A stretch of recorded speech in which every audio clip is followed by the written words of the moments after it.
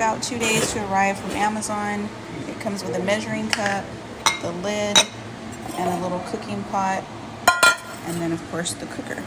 So inside there's a line that tells you where to fill the water to based on how many cups of rice you're putting in. It goes up to 2 cups. So I'm going to scoop out 2 cups of jasmine rice, and the key is to rinse your rice and clean it and get as much starch off of the rice as you can. Now that I've cleaned my rice, I'm going to pour that in there.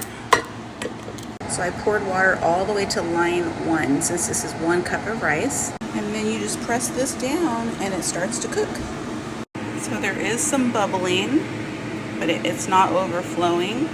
When the warm light comes on, that means it's done. So let's take a look.